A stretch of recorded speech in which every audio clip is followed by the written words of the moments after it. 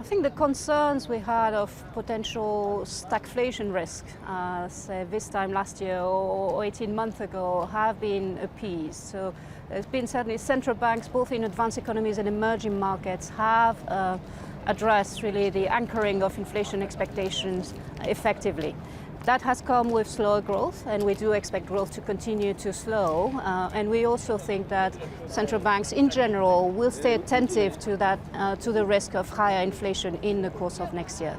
So we do not expect rate cuts until sometime into 2024, until really central banks are confident that inflation is indeed on its way down.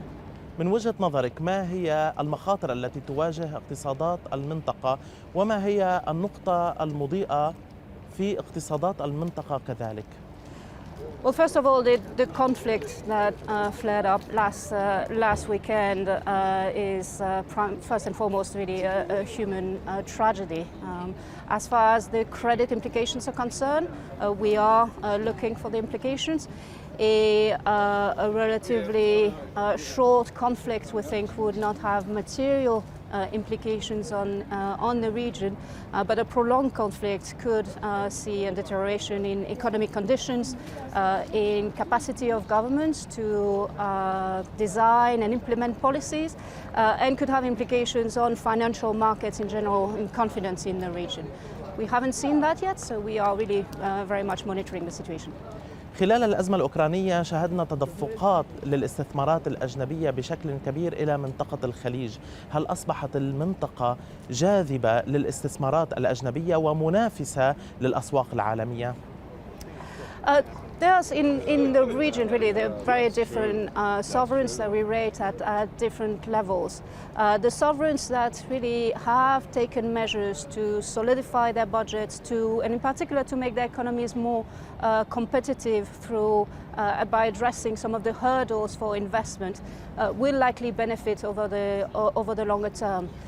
That is an important point that these benefits are likely to crystallize over many years. We're unlikely to see something in the near term. So for next year, we still expect a slowdown in growth in general in the region.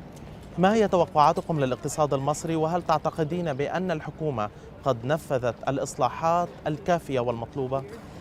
So the Egyptian government has implemented a number of reforms over the last many years, and in particular, as far as government finances are concerned, there's been significant steps taken.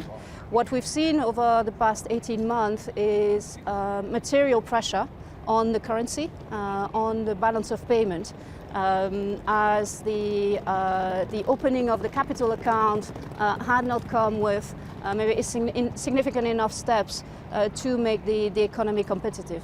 At the moment, our rating and outlook is very much focused on the capital flows in or out of Egypt, the resulting pressure on the currency that has.